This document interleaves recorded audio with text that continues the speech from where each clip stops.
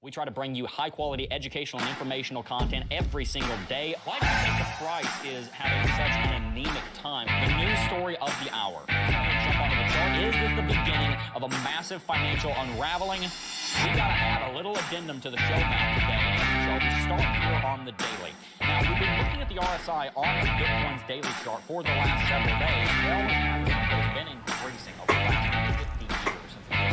The government... Hey guys, what's going on? Jebb here, and welcome back to Coffee and Crypto Live. This is your weekday morning show where we bring you the latest in Bitcoin and cryptocurrency, technical, on-chain, and fundamental analysis. And if you saw my video yesterday, you will have seen where we spoke about the big deal of Russia having to go up against Leopard 2 main battle tanks. Now, today, we have an update on that, and we'll be talking quite extensively about that. But there's also a small correction going on Bitcoin right now that we're going to talk about here in just a second. And first, we're going to jump into some green names.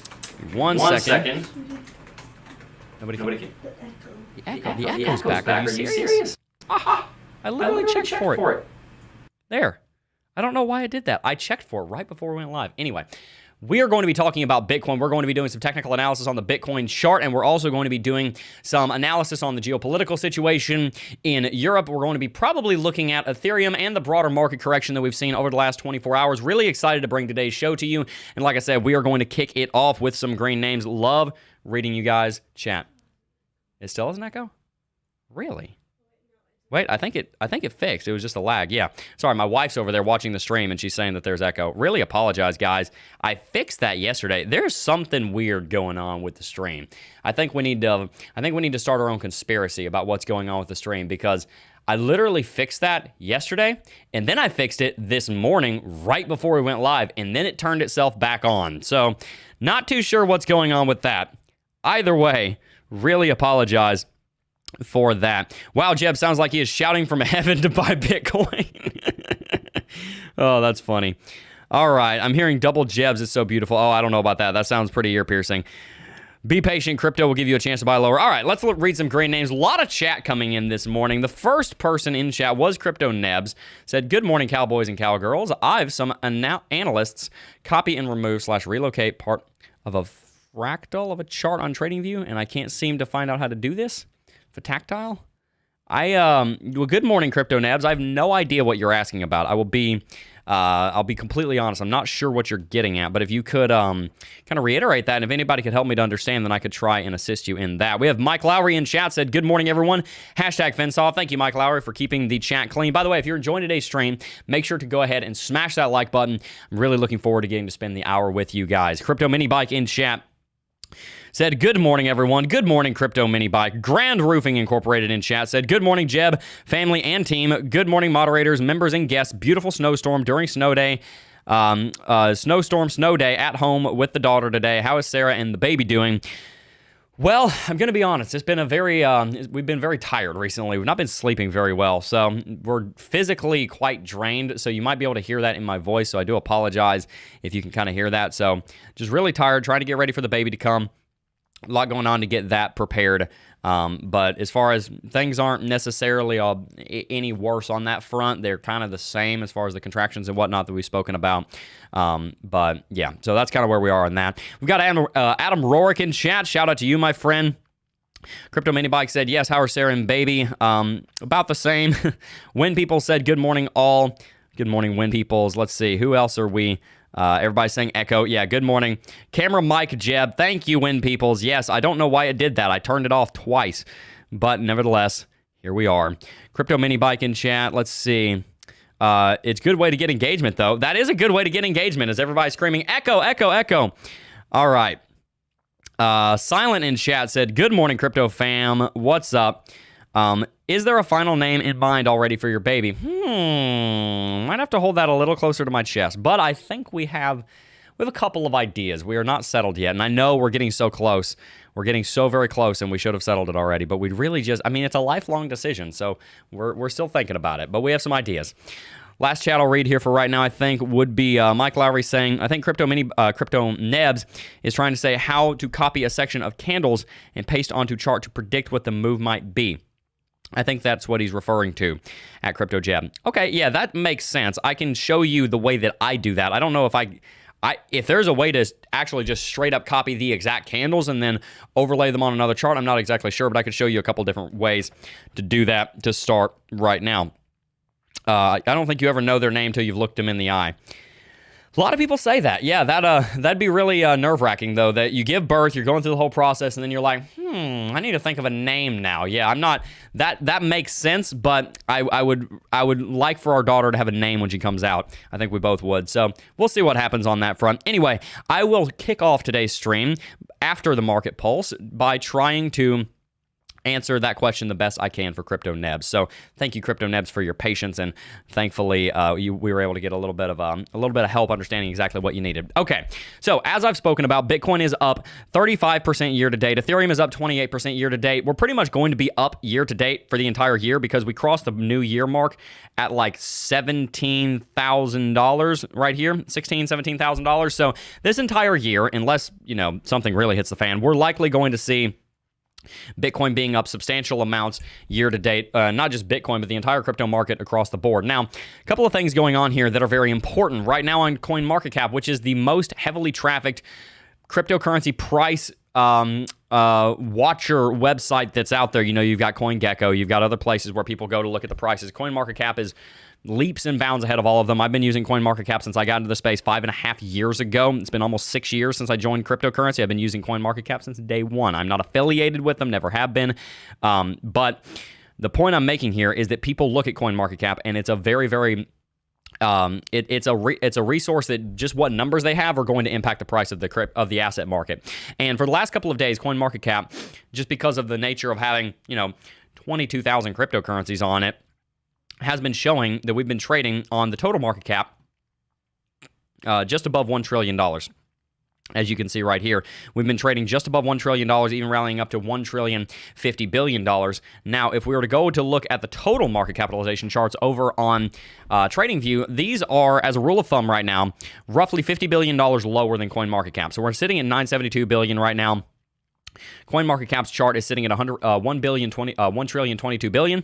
Again, that's about almost exactly a $50 billion differential. Crypto total market cap total over here on TradingView is not factoring in some of the smaller cap cryptocurrencies, whereas CoinMarketCap is factoring in 22,000, some of them being worth your grandma's dining chair. Like, they're worth basically nothing, but they still, when there's thousands of them, add up to a substantial amount of money. So, to be honest with you, total is probably a better idea, gives you probably a more accurate rendition of what the actual value of the market is, because this is not including all of those tiny little cryptocurrencies. And it's including, I need to look up exactly what it's including, but it's including like the top 1,000 cryptocurrencies, not all of the tiny little ones that aren't actually necessarily really doing anything for the industry. There's just one guy in a basement making a crypto because, he wants to. So I would probably be more inclined to go off of this chart, and that's handy because we can actually do technical analysis on this chart, whereas we can't on the CoinMarketCap chart. And don't worry, Crypto Nebs, I'm going to probably use this chart that we're looking at right now to kind of show you what I'm talking about with your question.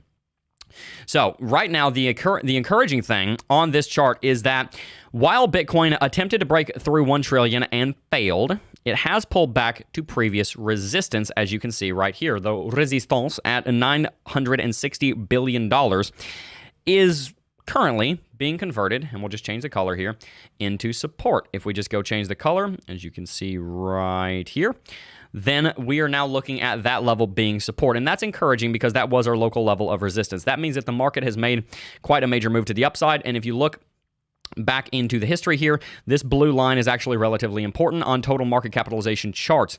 This line represents these two double top, this double top over here. It represents this bottom right here, this resistance here, this trading range here, and also quite a bit of trading right in this region. 960 is probably the next level below $1 trillion on this chart. That is substantial. If we were to look at the VPVR as well, you're going to see that that lines up with the very top of this block of VPVR, of VRVP support that goes down to $875 billion, but it starts at its top at 965. So that block right there gives us a massive amount of support. So just remember, we are going through a small correction right now, but what's important is that we broke all the way through the resistance.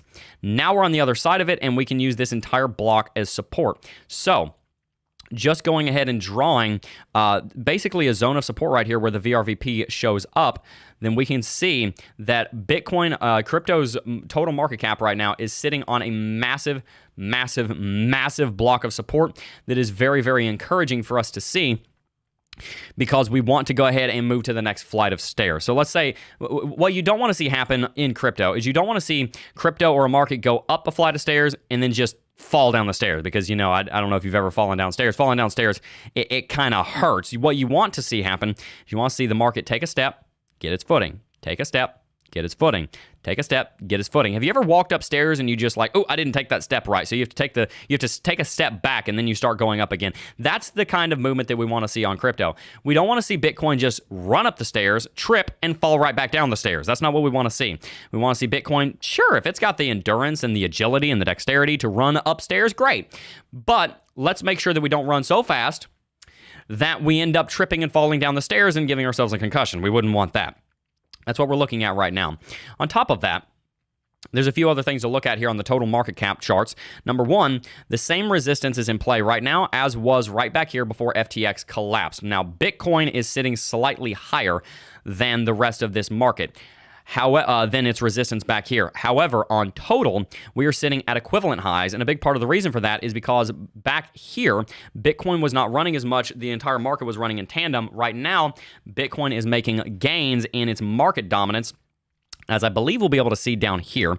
You can see Bitcoin is making gains in market dominance, even just over the last few days. Going back to like a week and a half ago, we've jumped up about 2% market dominance. So that makes sense as to why total is flatline resistance right here, whereas on the Bitcoin chart, when you look at this resistance, we are actually substantially higher than that equivalent peak. That's where the question from Crypto Nebs will come in, and the first way that we can analyze this chart will come into picture and kind of overlay two different charts on each other. What I'm going to do here is I'm going to go into TradingView. I'm going to hit this button right up here on the top left. It's a plus. It says compare or add symbol. We're going to come down here. I'm going to just hit new price scale on BTC USD.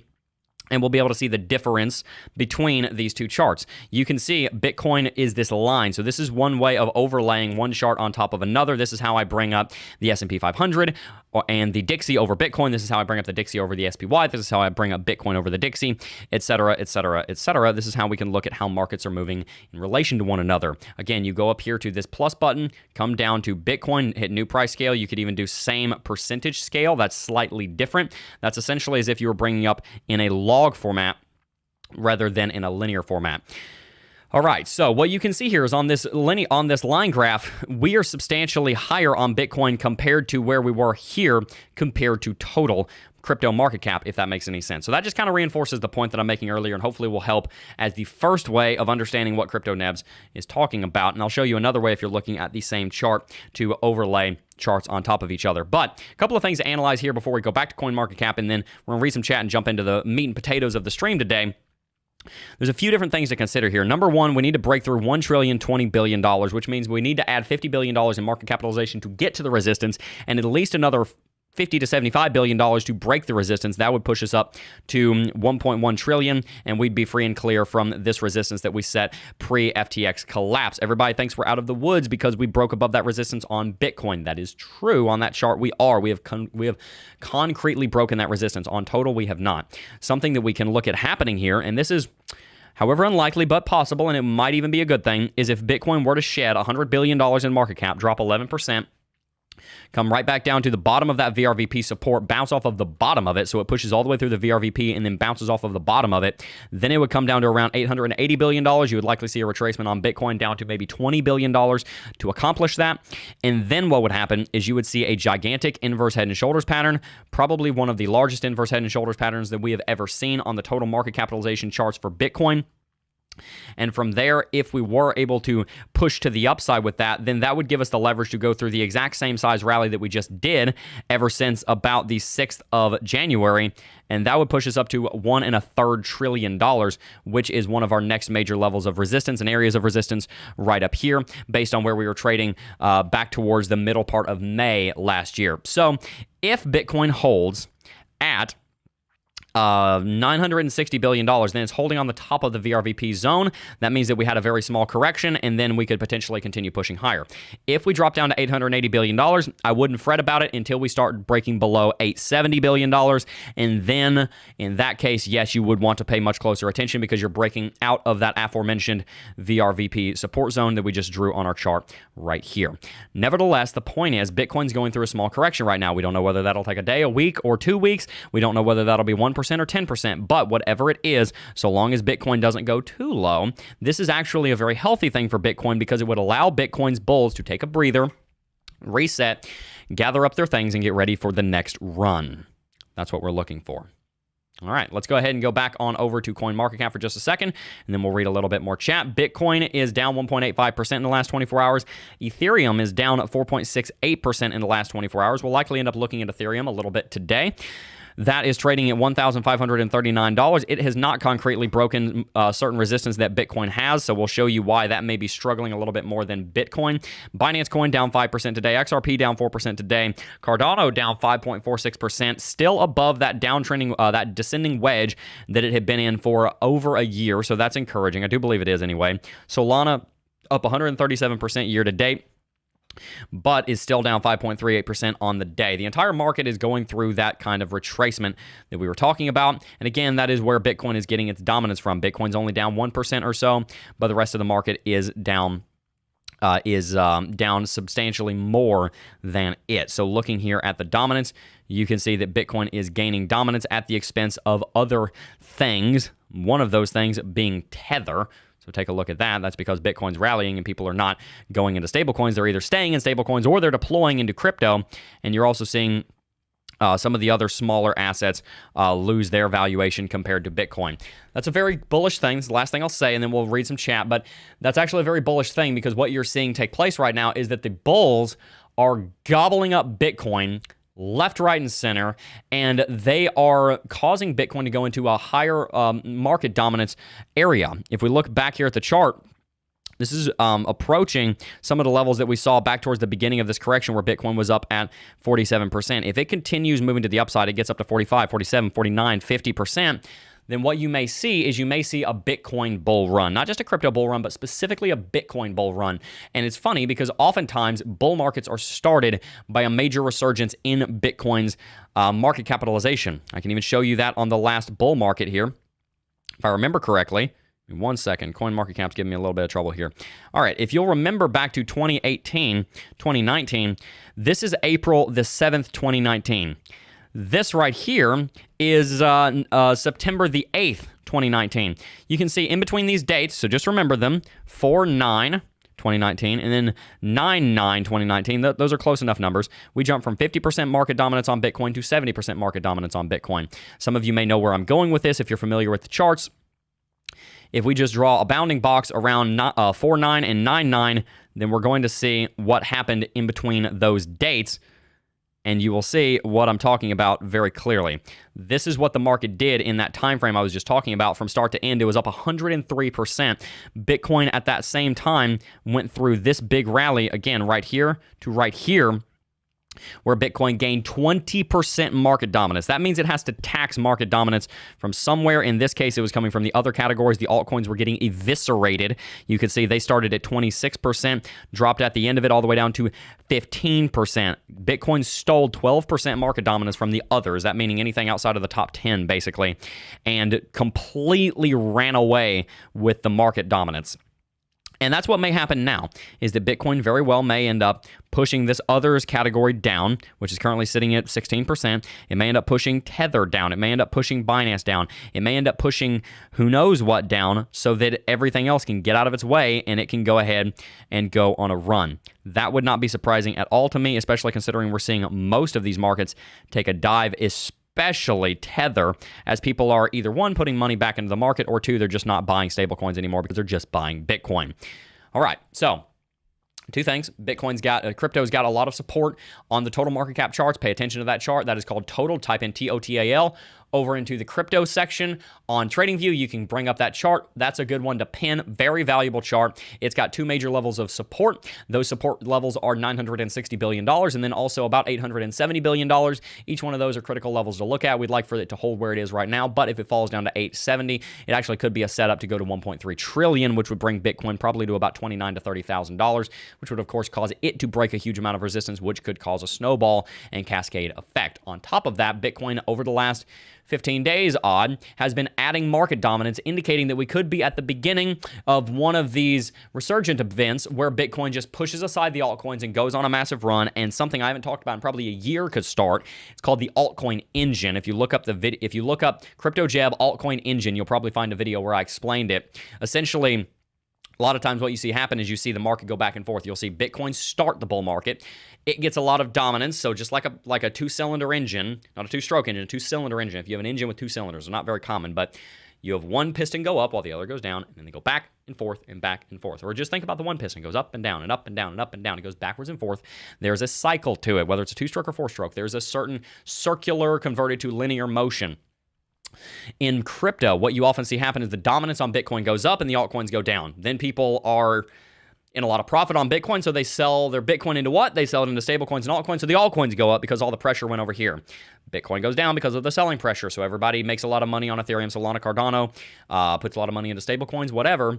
Then Bitcoin went down, so everyone sells their stablecoins, not their stablecoins, sells their altcoins that they just made a lot of money onto into a discounted Bitcoin, and then Bitcoin goes up. The sell pressure causes the altcoins to go down, and you see this cyclical motion where Bitcoin goes up, altcoins go down, then altcoins go up, Bitcoin goes down, and then you have that cycle begin.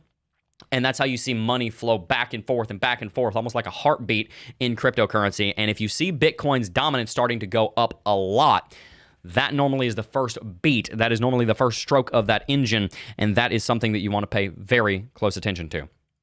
All right, let's read some chat. Really appreciate all of you guys in chat. People saying charts. Why it's... No. What? Okay. We've got to talk, YouTube. We've got... Actually, this isn't even YouTube's fault. We got to talk Streamlabs. Because I fixed this yesterday. Anyone who was here fixed this. Okay. Well, you saw my face the whole time, so I will go in and I will show you this. And I will have to do some testing this afternoon to figure out why this is happening. Give me 1 second. You're going to see Streamlabs here for a second. Boom. There we go. I don't know why that is taking place. Why are you doing this to me? Hang on 1 second. Let me just see if it... Yep, it kept it. I guess I'm just going to have to add something to my operating procedure to check and make sure that my hotkeys aren't broken.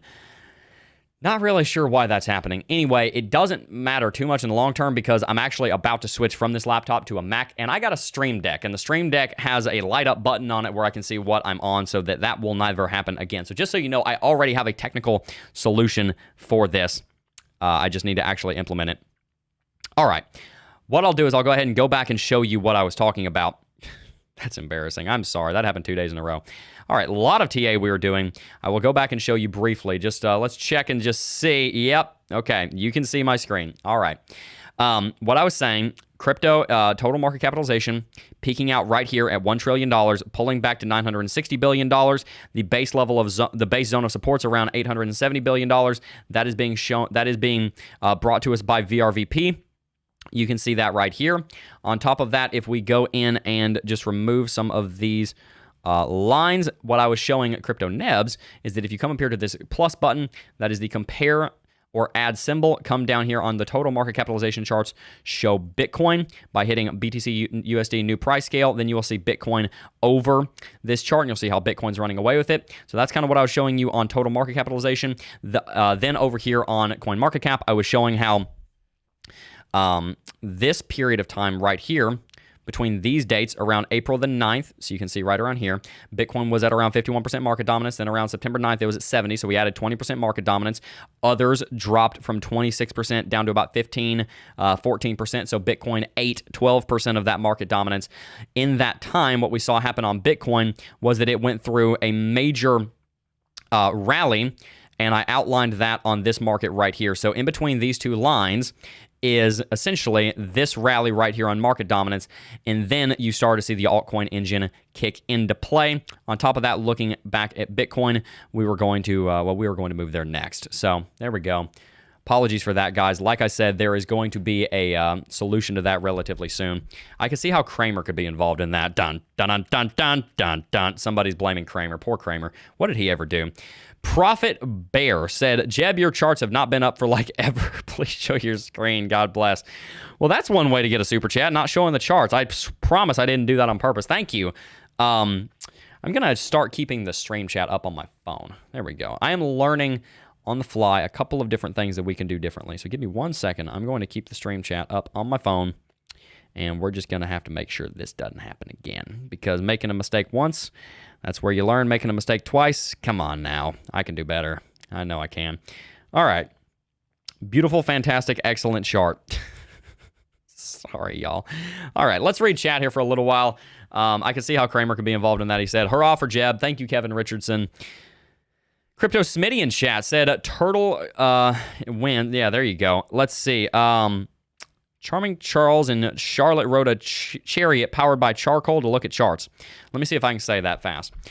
Charming Charles in Charlotte rode a chariot powered by charcoal to look at charts. Did I get that right? Peter Piker picked a peck of pickled peppers, and Peter Piker picked a peck of pickled peppers. How many pickled peppers did Peter Piker pick? There you go. All right. The $20 got him. No, I didn't even realize that was the case. I apologize. Bro, we can only see your face. You poor people. You poor people having to look at my face. Bro lost his vision. No, it was the chart. I lost my chart vision. No, I'm kidding. I've not lost my chart vision. It's okay, Jeb. We still love you and team. Now take two and action. Boom. There we go. All right. Crypto Jeb, I think he was actually referring to bars pattern in the predictions and measurements section in TradingView that lets you copy fractals and overlay them anywhere else. Interesting. I will look at that. I was not familiar with that. Sorry, missing the charts, just listening to the background, helping my little one with schoolwork. Well, that's very nice. That was even 1080 HD too. Wow. All right. It's okay, Jeb. It happens to the best of us. Spitting hot fire. All right. Let's see. Cool. Notice us, Senpai. Hi, Silas Borg. Hello. That's definitely not what I am. Anyway, guys, make sure to hit that like button if you are pitying me for making the same mistake twice in 2 days. Sorry about that. All right, let's go ahead and jump on to Bitcoin. Are you bear or... This is a good question. This will kind of lead us into the next part of our stream. Are you bear or bull now? Plentiful Lee asked. Very good question. I'm a bull. I'm a pretty confident bull right now. Here's the deal. Bitcoin right now, and forgive my just absolutely disgusting chart, Bitcoin right now has a substantial opportunity to go through a huge rally. Let me just break down really quickly what exactly that opportunity is. I'll even do that full screen. You guys have seen enough of that today, but either way, we'll go ahead and break it down here for you. Break it down like it's 2005. No. Bitcoin has an extremely great opportunity right now. I'll run through this as quickly as I can because I'm repeating myself as far as I've spoken about these things many times. Bitcoin has a lot of things going for it right now. The Dixie's going down. The S&P 500 is going up. I can show you that on the chart in a minute. I show it almost every single day. The Ukrainians, as I spoke about yesterday, are almost certain to get German Leopard tanks. We're going to talk about that later on today. Again, when you see the Ukrainians able to have the manpower to actually hold back the Russians, that incentivizes the idea that there is stability in Europe. Nobody other than anybody buying oil and gas from Russia wants there to be, or that works in their military-industrial complex, wants for the Russians to make any gains on Kyiv, because that leads to less stability in the world and leads to Russia having a higher likelihood of trying to invade Poland and declare war on NATO, which is the end of globalization as we know it, if not World War III, which it would be World War III because of Article 5 of NATO. Tanks going to Ukraine, Ukraine arming itself so that it can defend itself and even push back and take some of its territory, like Crimea, Donbass, Luhansk, those different areas. They're already in Zaporizhia, but moving down to the Sea of Azov, if they're able to push back the Russians, that is a very bullish thing for the market. It sounds weird to speak about the markets first and not the humanitarian side first, but of course the humanitarian side is more important. But speaking financially, it's good for business for Ukraine to hold on to its borders, and that is going to help to lead to stability in the stock market. It's also going to help to lead to confidence in general investors' attitude, and they're going to be more likely to say, okay, the world's doing okay. Inflation's coming down. Great, I'm willing to invest in a risk-on asset such as Bitcoin. So those are some of the major factors that are in play right now, such as the Dixie coming down. And I'll just go ahead and show you that as a recap because it is extremely important. The Dixie's coming down. That's the dollar currency index, moving down aggressively. It has been ever since FTX collapsed. It basically plateaued right before the FTX collapse, and it started dropping immediately after the FTX collapse. That was one of the things that kept Bitcoin from going down to 12K. It's still going down and going down rapidly, which is causing Bitcoin to move to the upside. Then if we look at the SPY, the S&P 500, the SPY, we can see that it's in a general uptrend, and I didn't show you this yesterday, but the SPY is actually just about there to break bullish out of this symmetrical triangle pattern that it's been in for like a year and a half. This vertical line right here represents the beginning of the quote-unquote special military operation. We'll call it the invasion for conquest that Russia launched on Ukraine on February 24th of 2022. We've been down below this downtrend on the SPY, over on the SPDR, S&P 500 ETF Trust ever since. If the S&P 500 manages to break bullish here, you likely see Bitcoin at $25,000 within 2 weeks, and I'll tell you why. The S&P 500 represents basically the valuation of the entire United States economy when you look at the stock market side of things. Many stocks have been greatly suffering, especially the tech stocks. You've seen almost every single major stock lose valuation over the last year, largely because of the destabilization of the global order, the end of globalization, demographical changes. Last quarter 4 of last year, you saw on average the boomers move into retirement. That's a big deal because they're a big generation, the largest in American history, and with them go many things. It goes their consumption because it's going to go down. It goes their productivity economically because they're not going to be working anymore. That means that they are drawing Social Security benefits. That means that they are no longer investing in the stock market. Instead, they are drawing money out of the stock market. And on top of that, they're taking their skills, their expertise, their wisdom, and their knowledge about their specific industries out of the workforce. So the boomers moving into retirement in the United States and the equivalent of the boomers in all of the rest of the developed world moving into retirement this decade, and even in these near couple of months, either ahead or before us, that's a big deal. And so that's been one of the factors that's been contributing to the S&P 500 coming down. If the S&P, despite all of this, can break that downtrend, that signals that there is confidence that the economy can start moving back into a more stable state, even despite the conflict in Russia and Ukraine, even despite the complete and total destruction of global supply chains, likes of which we've never seen before in human history, even worse than the pandemic, because after the pandemic, they could at least come back. Some of these are not coming back. And on top of that, you're also looking at, as I spoke about, the demographic collapse of the West, other than the United States and New Zealand. The rest of the free world is going through a huge inverted pyramid right now. Insanely poor demographics to function a modern economy unless you want to have 40% of your population in retirement. How do you pay for that? God only knows. So what happens here is that if the S&P 500 moves up, the Dixie keeps going down. The S&P 500 moving up is going to be a little tricky, but if it does move up, then you start to see Bitcoin moving up as well because there is that positive correlation. So am I a bull or a bear? I am a bull right now for those reasons. The Dixie's coming down. The S&P 500 is going up. The CPI is going down, but it likely won't continue to go down at the same rate. It's probably not going to come down 0.6% every single month, as it has been recently, because most of the drop has been as a result of fuel oil prices. In fact, I can just show you that really quickly. Most of the reason that CPI has been coming down has been because because energy has been coming down substantially. You can see energy commodities over here. Gasoline actually is down over the last 12 months. Fuel oil is only up 41.5%. I say only because not long ago it was up 135%. So these two coming down has been pretty much the sole driver of CPI coming down. CPI is probably going to hang out around 3 to 5% for a while, just because energy coming down is all well and fine, but it's not the only contributor. Food is a contributor, and the agricultural sector is probably one of the most disrupted sectors, most important sectors in the entire global economy right now, and it is in turmoil because some of the largest producers of wheat, corn, and all of the inputs for the fertilizer supply chain are at war with each other right now, and neither of them has the ability to export, either because the port of Odessa is blocked and will probably start coming under drone strikes in the next 3 months, or because you're Russia and you're embargoed and under sanctions. So CPI is probably not going to keep coming down, but it's probably going to come down next month, maybe 0.4%. So Dixie going down, S&P 500 going up, CPI goes down. We're going to see 0.25% basis points on the effective federal funds rate coming in February the 1st.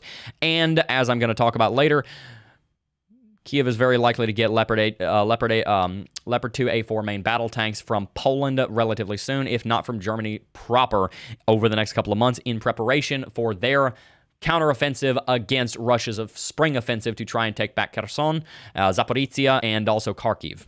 Those are the areas, if you want to look at them on a map, that Russia is going to be looking at reconquering, whereas the Ukrainians are more than likely going to be looking at pushing south of Zaporizhia down to the Sea of Azov so they can get within 50 miles that the HIMARS and the other artillery that they've been granted could destroy the supply convoys. And since the Kerch Strait Bridge is out, they could use that to starve Crimea and the area just north of Crimea, the Crimean Peninsula, just south of Kherson, so that they can force those troops out of that territory.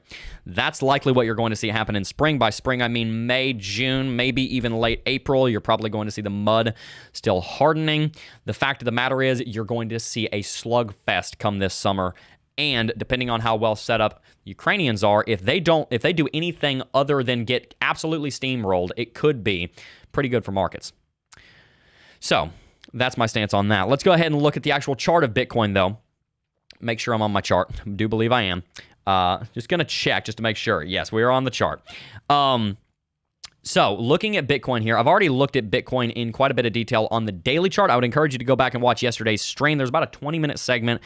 You guys can correct me if I'm wrong. Yes, it was yesterday's stream where I broke down why Lux Algo was so incredibly bullish right now. I mean, I literally said in yesterday's stream, this is the most bullish Lux Algo has been on the Bitcoin daily chart since October 20th of 2020.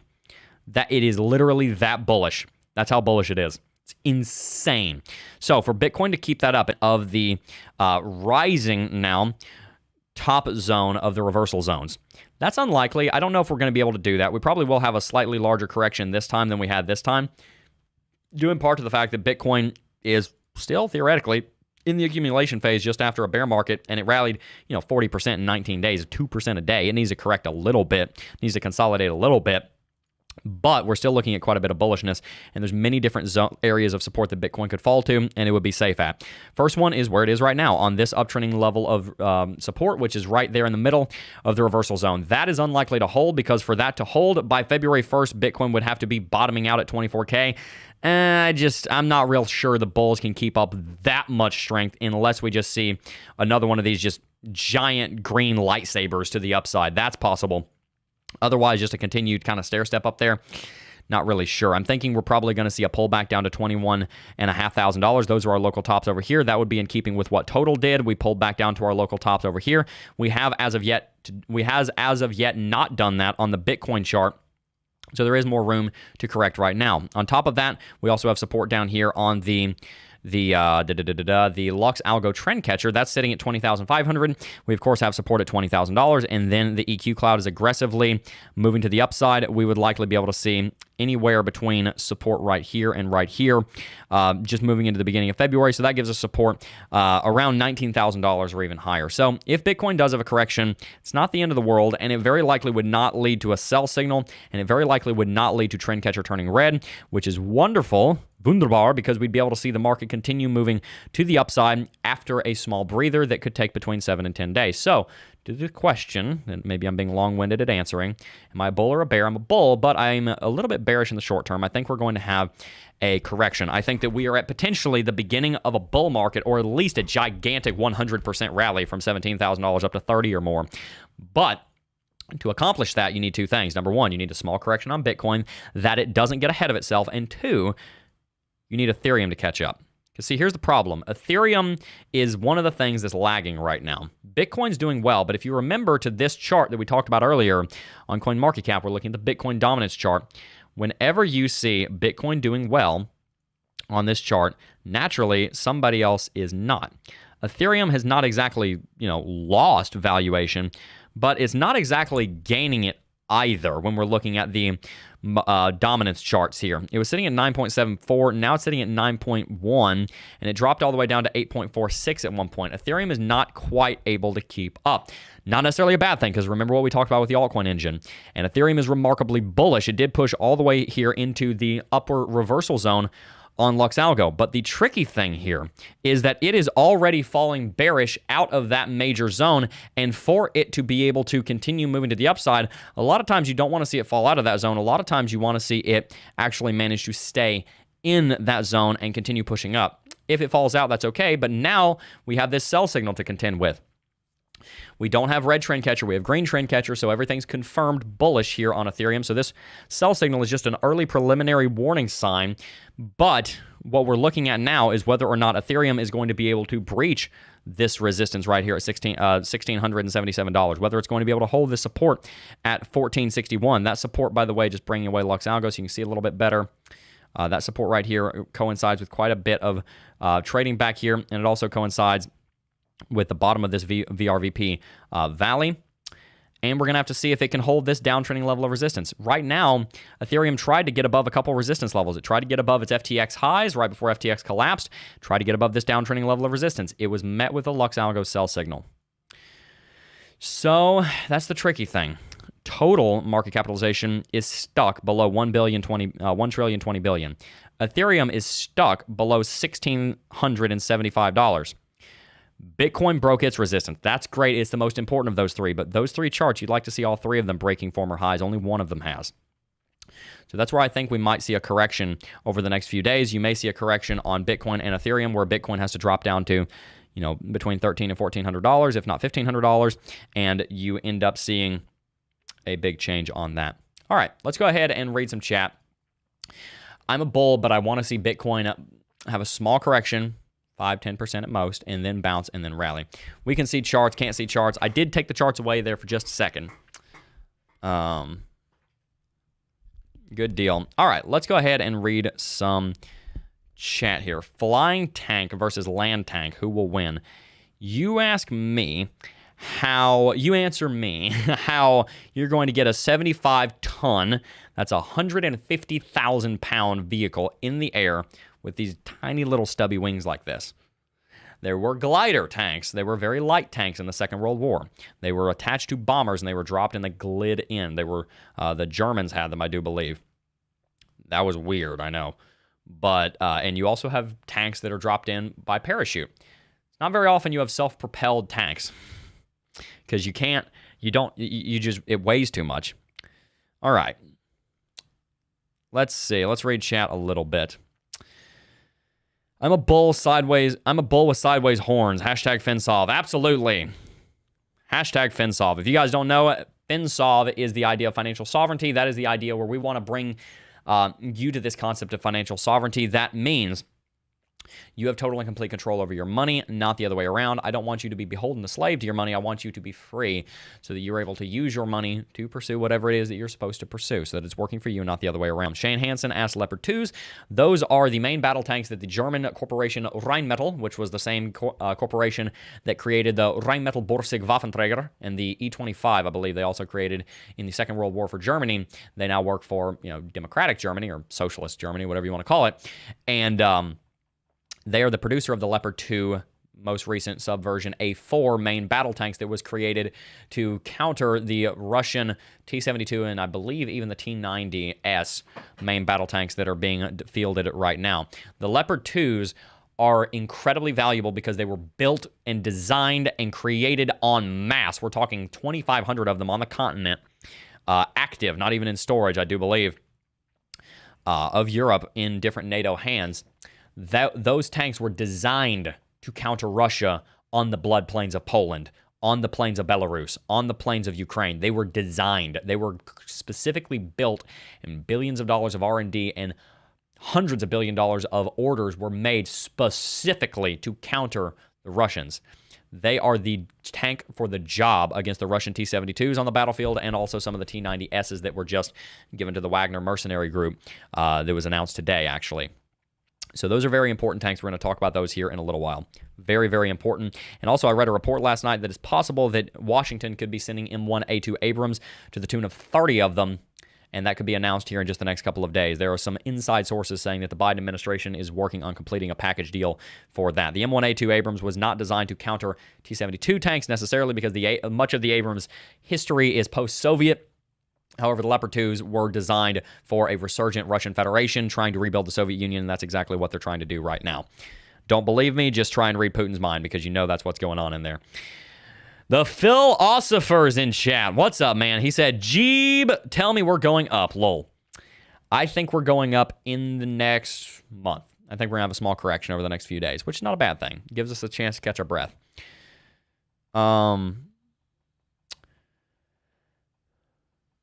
You're not paying attention to the actual... Sean W. said, Jadadada. Jadadanda. Are you talking to somebody else in chat? Oh, okay. There's a conversation going on in chat. I thought that was like some way to say my name. You're not paying attention to the actual war. They're supposed to last a week, lol. Ukraine with supplies make Russia the second strongest army in the war. If Ukraine loses, yeah, Russia's got a lot of gear. That's one of the concerns. Look, Russia learns very fast. They can sustain war for years. They're resourceful and don't survive on giveaways. Here's the thing. Russia has never backed down from a conflict without first losing 500,000 men. We're talking World War II. We're talking... plenty of different wars that they've been in. They fight and throw bodies at the problem. It's morbid. It's terrible. I don't like it, but it's true.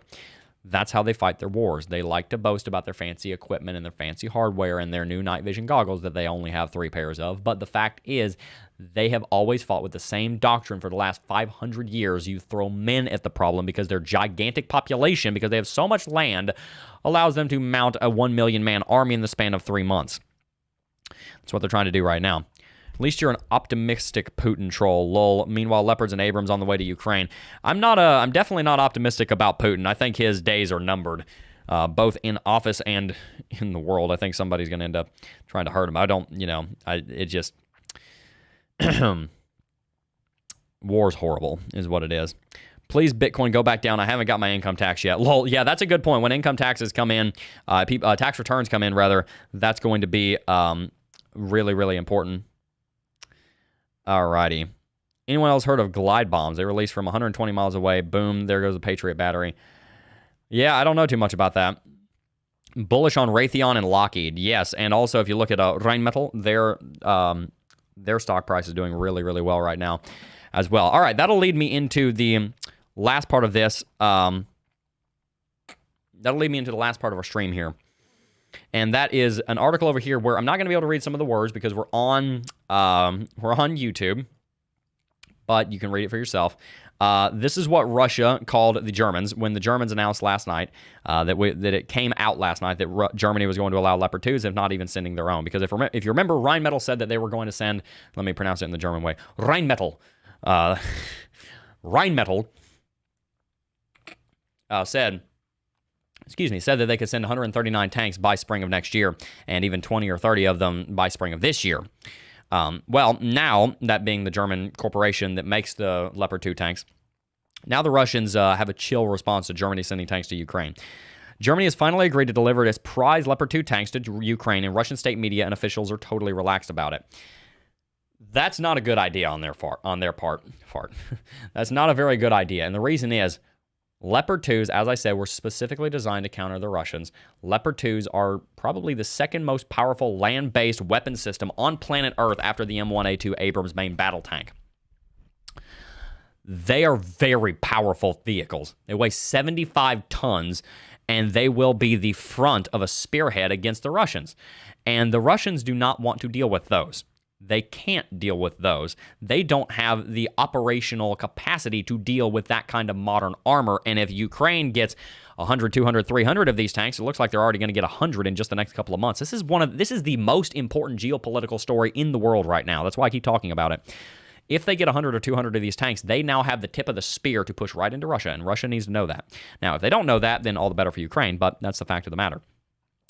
Russian pundits and officials have responded with outrage to Germany supplying tanks to Ukraine, one comparing the decision to send a battalion of tanks to an ally with the 1940 invasion of Russia by then Germany.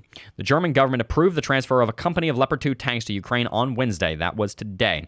He is also, as far as he being the German Chancellor, Olaf Scholz, is going before their equivalent of parliament to speak on the matter today, I do believe, or their meeting, I think, actually, and indicated it would approve the transfer of potentially hundreds more from allies in a major diplomatic victory for Ukrainian President Volodymyr Zelensky. This means a couple of things. Number one, it means that Russia is a very real threat and is perceived as a very real threat by Europe. Europe has spent 70 years building its infrastructure, building its military-industrial complex, building its society around the idea of Russia trying to recapture, or not just recapture, but push all the way down to Spain and into France and conquer what was at one point Germany during the Second World War. And they've been designing all of that military hardware for a land war in Europe since the 40s. The fact that they are sending that hardware that they've spent 70 years developing means that we're here. It means that the event that every military planner on the continent was preparing for, a resurgent Russian Federation or Soviet Union, whatever you want to call it, it's here. This is day one in the history books of Russia's attack on Europe. Now, hopefully, they'll be pushed out of Ukraine, and then this whole thing, Russia will go into demographic collapse because they're going to lose so many men in this war. It's going to gut out their demographics even more. And frankly, Russia could collapse in on itself into 40 different states. Chechnya, you're looking at a few different states that pass the Ural Mountains. You're looking at the Muscovy region, the former Muscovy region, right around Moscow, the core. You're looking at, I almost said Leningrad. You're looking at St. Petersburg, that kind of area potentially breaking off. The entire nation could break up. But if they don't, they push through Ukraine, then that means a couple of things. Number one, they're going to have all these tanks, and they're going to use them right against Europe. Now, they're still going to get stomped because Europe's going to send maybe 5% of what it has in its stocks, and that's still going to be enough to beat Russia if the Ukrainian army can mass enough men and get a casualty ratio in the right place. However, what Germany's concerned about right now is them getting that gear. What happens if Ukraine loses? So the fact that Germany's signing off on this, because they're not just going to sign off on this because of pressure. They're going to sign off on this because they know that it's the decision that they want to make. They're not just going to be pressured into this. Germany is probably one of the most pacifistic nations in the entire continent other than Switzerland. If they're signing off on this, which it sounds like they are, that's not been confirmed. There's hearsay about whether or not it is. But if they do sign off on sending these tanks, here's what's going to happen. That means two things. Number one, it means the Russian Federation has become such a threat that you have to throw everything at it because now's the time. We're not waiting, that we don't have the opportunity anymore because this is escalated too far. That's the first thing this means. The second thing this means is that potentially it means that they believe Ukraine could win, because if Ukraine loses, wow, this is the biggest transfer of military hardware in the history of warfare to Russia, the aggressor. If Ukraine loses here, they have like 5,000 tanks on the ground at this point. Ukraine. You might be wondering, why do they need 14 Leopard 2 tanks? Well, because they want the more advanced tanks. They're dealing with Soviet-era tanks that are 40 years old and they're breaking down. They need tanks that are actually going to be reliable and have the speed and have the optics and the weapon systems and the support systems and the current military hardware and logistics networks and targeting information, satellite uplinks, all these different things that tanks need that the older tanks don't.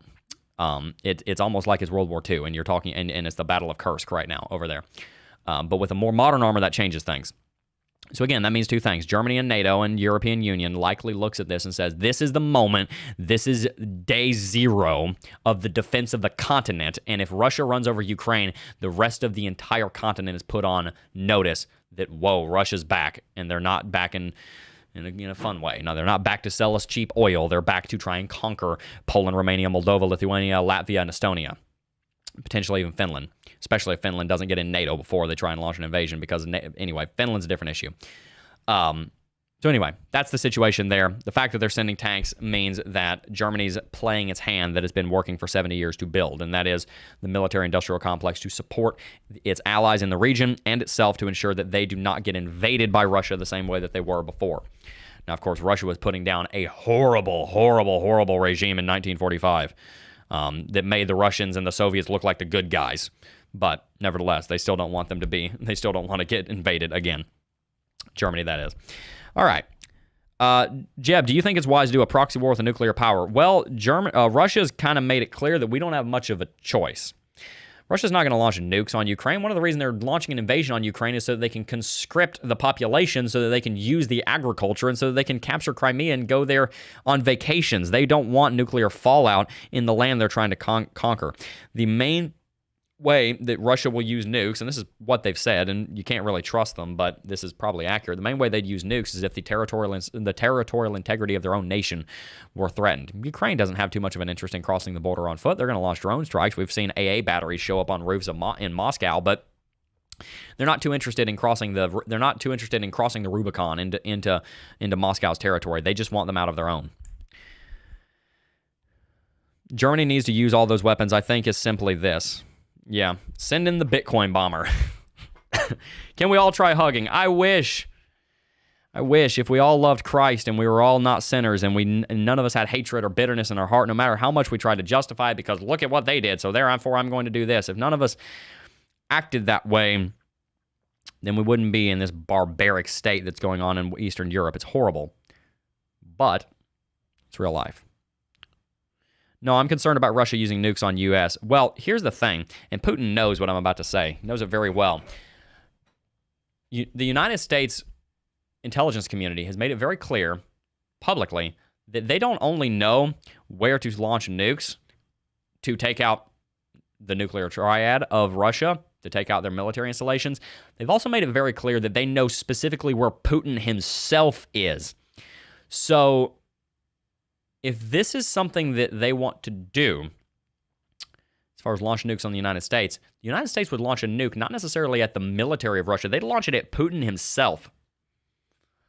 You don't have to be too accurate when you're dealing with thermonuclear weapons. If Putin verified a nuclear weapons launch onto the United States, maybe not onto Ukraine, but onto the United States, you would likely see retaliation within 7 minutes and Putin would be dead. He doesn't want to try that. And he knows it. He doesn't have a reason to right now. What altcoins are you looking at for the next bull run beside Ethereum and Cardano? Those are the main ones I'm looking at, guys. I've learned over the last 5 years, not that there's anything wrong with the altcoin projects, but just that I like to compound my money a little bit slower, but a little bit safer. So I like to invest in larger projects that I know very well. They have a long track record. I like Matic. I like Polkadot. I like Avalanche. Avalanche I like. I'm not sure if it's going to end up finding a case just because you've got Cardano and Ethereum above it. Chainlink is a good one. I don't know if it'll be able to keep up with everything else, but it's a good project from what I can tell. I don't keep up with the altcoins like I used to just because, like I said, I'm not really in them right now. I'm keeping up with what's investing in them. All right. Really appreciate all of you guys for tuning in. We are going to have to wrap it out. Thank you guys so very much for tuning into the stream. If you were enjoying today's stream, hit the like button, and thank you so much for the super chat, Seek and Hunt. Thank you guys very much. Yeah, and tell me what you'd like to see out of the channel. Tell me what you'd like to see a video on. If you'd like to see a video on demographics, I can talk a little bit about that. If you'd like to see a video on this, like a short on this tank situation, I can give you a little bit on that. We're going a couple minutes over because we started a couple minutes late. Just let me know where you guys would like to see the content going. I really appreciate all of you guys tuning in. Make sure to sign up for Lux Algo if you haven't already. You can get the sign up for Lux Algo with the link in the description box down below. Use coupon code Jebb, Jebb, for 20% off at checkout. Really appreciate you guys that have signed up for Lux Algo and are loving every minute of it, so make sure to check it out. It is a wonderful technical indicator. You're going to be so glad to have it. Also, make sure to go to our Twitter. You can find the link to that in the description box down below, and stay tuned because we've got a lot of really interesting things coming over the next couple of months. All right. Before I go, I do just first want to thank each and every single last one of you for watching, as always, and I will see you guys in the next video. Peace.